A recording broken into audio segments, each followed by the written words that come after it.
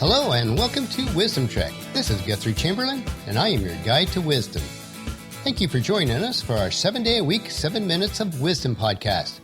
This is day 28 of our trek, and yesterday we looked at the first 6 trails that we can take to gain courage, and today we're going to look at the remaining 6 trails of life where we can be actually infused with courage. We cover a lot of topics on our podcast, all focused on gaining wisdom and insight to help us create a living legacy. Many of these podcasts are in series steps that cover multiple days. So if you've missed any of the episodes, please subscribe to the Wisdom Trek on iTunes, Stitcher, or listen to them on wisdom-trek.com. We are recording our podcast today from our studio at the Big House in Marietta, Ohio. We just arrived back for about 8 days with lots of lawn work and renovation projects to accomplish. If you hear some of those squawking birds in the background today, it's primarily our red-tailed hawk family speaking to each other. They are nesting and raising their young in the large trees surrounding the big house, and they appear to be quite noisy and loud this evening. If you've not heard our story about our primary residence or home here in Ohio, please check out the About Us page on wisdom-trek.com. We are blessed to have a history rich with stories. The stories that all of us share about life is the spice that makes life interesting and allows us to live abundantly. Well, let's jump right in and finish our remaining 6 trails.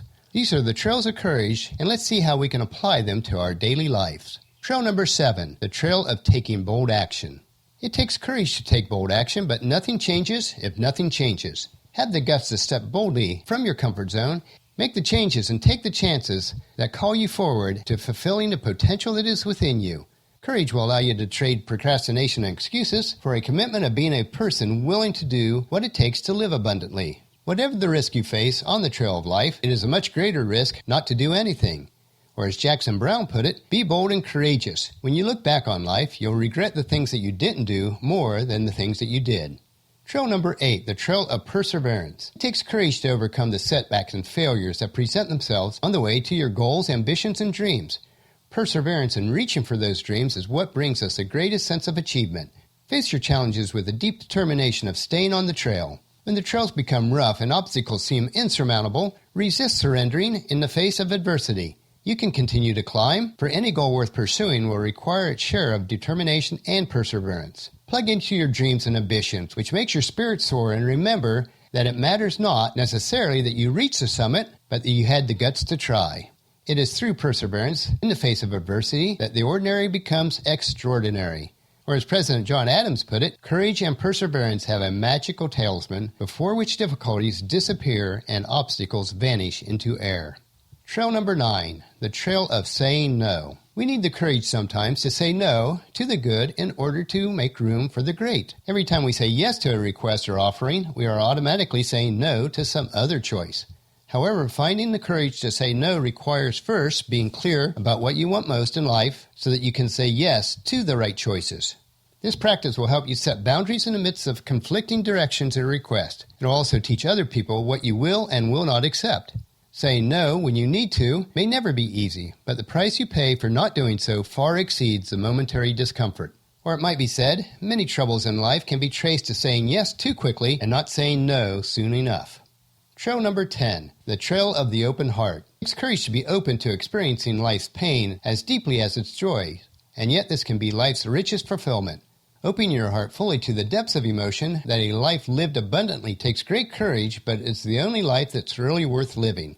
It takes courage to let down your defenses and make yourself vulnerable to the anguishes that life can bring sometimes, so that you can experience the joy that comes from connecting with others openly, intimately, and compassionately. You need to learn to drop your barriers that are creating distance and isolating you from others. It is okay to reveal your humanity and make yourself available for others to know you, to love you, to care for you, and to connect with you. Nothing is more nurturing to the spirit. Or as Deepak Chopra put it, the less you open your heart to others, the more your heart suffers. Trail number 11, the trail of letting go. We all like to feel in control. However, peace of mind only comes through giving your best to life. It takes courage to detach yourself from the outcome of your efforts, knowing that everything in life has a purpose. Put your faith in the wisdom that has developed you. Have the courage to know that who you are is not defined by the outcomes of your effort. You need to trust that all you need at any moment to take the challenges of life is already present in you. You need to give up fighting what you cannot control, focusing on what you can control, and live in the present moment. Finding the courage to let go will not impede your ability to achieve what you seek most in life, but it will enhance it. Or Roseanne Cash put it this way: the key to change is to let go of your fear. And our final trail number 12, the trail of leading others. Leadership is not a position. It is the choice and courage to take action. Every day you have an opportunity to be a leader, for the essence of leadership is inspiring people to move in a direction that they might not otherwise have gone, to impact others in a manner that they will accomplish more than they would have otherwise, to lead them to accomplish and to grow into someone they may otherwise not have become. By choosing the path of integrity, personal responsibility, and courage, you will automatically shine your light so brightly that it will reveal to others the splendor of their own. Ultimately, only by living with courage yourself and being the leader will others find the courage to lead the world into the future filled with possibilities. As Thomas Watson put it, nothing so conclusively proves a man's ability to lead others as what he does from day to day to lead himself. Well, those are the 12 trails that we can take that will infuse us with courage each day. Now let's look at the practical lessons of courage from Scripture. Yesterday we left off with this lesson from Judges 7, wondering about if Gideon would have the courage to move forward in battle.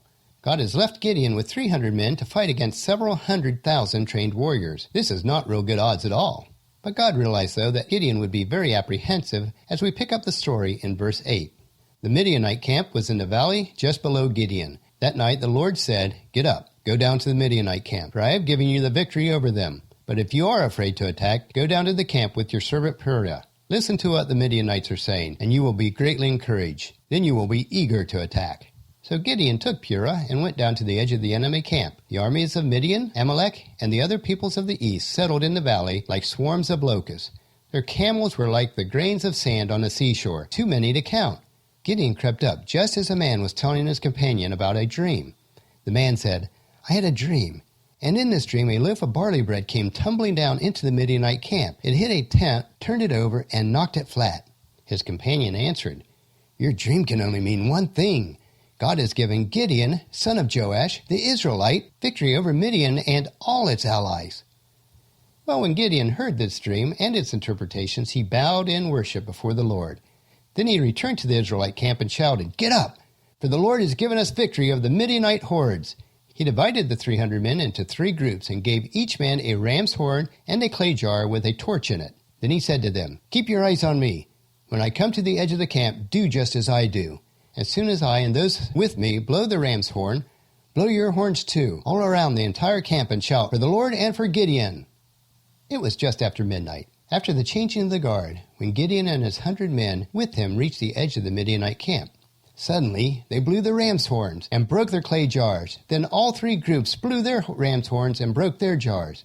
They held their blazing torches in their left hands and horns in their right hand, and they all shouted, "A sword for the Lord and for Gideon!" Each man stood his position around the camp and watched all the Midianites rush around in a panic, shouting as they ran to escape. When the 300 Israelites blew their ram's horns, the Lord caused the warriors in the camp to fight against each other with their own swords.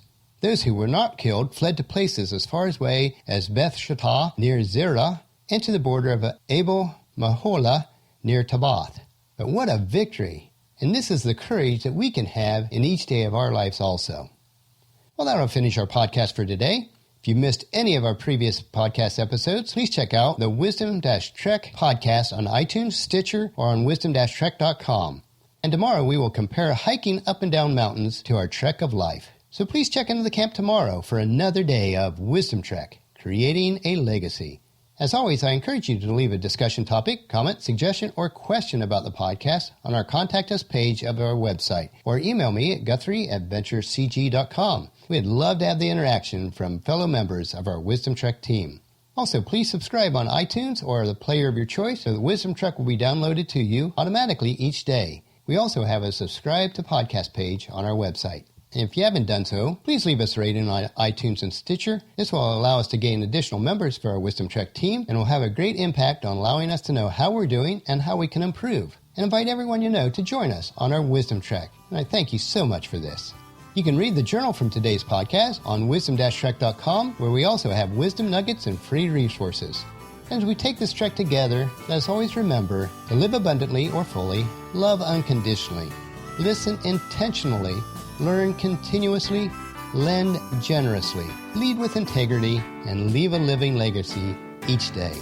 This is Guthrie Chamberlain reminding you to keep moving forward, enjoy the journey, and create a great day. See you tomorrow.